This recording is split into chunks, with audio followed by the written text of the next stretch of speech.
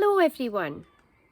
My reflection this week is based around the theme of new beginnings.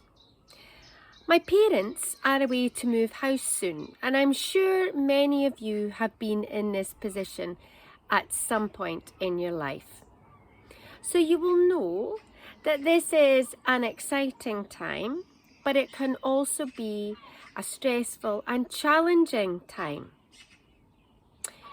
Part of the move also gives you the opportunity to decide what possessions you want to take to your new home, what you want to keep, what you're going to throw out, what can be recycled and what can maybe be passed on to others, such as in charity shops or selling at car boot sales. As well as often being a massive undertaking when moving, it gives the opportunity to reflect and bring back memories. Going through boxes and drawers. Discovering that items that we forgot that we had. And this can be fun and sometimes sad at the same time. A move to a new home, a new beginning, can also bring up feelings of anxiety. As humans, we can get very used to what we know and are comfortable with. And the anxiety of something new can be overwhelming. Is this because we are taken out of our comfort zone? A place where we prefer to stay? In a place where we know where everything is, how it works? Where we feel safer with what we know best? It's not uncommon for people to be terrified when faced with a house move. Within our own church organisation at this moment in time, churches and congregations all around the country are having to pack up, move out of their familiar surroundings, find new places to worship, form unions and situations where worshippers are finding themselves challenged to adapt to the new ways of other churches.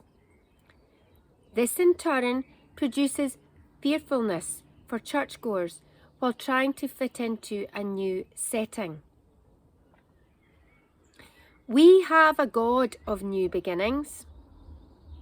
In our faith, there are no downsides to new beginnings. God ensures that each new day is a fresh start. Yesterday is gone. Today is God's new gift to us. Barbara Ann has been preaching about this in church. We heard on Sunday how David was picked to be the new king, to start a new beginning for God's people. David wasn't the people's first choice, so I suspect they and David both were anxious about the future. Because we have a God of new beginnings, we can be reassured that no challenge or hurdle will stop us from receiving His blessing and goodness. Philippians 4 verse 13 reads, "I can do everything through Christ who gives me strength."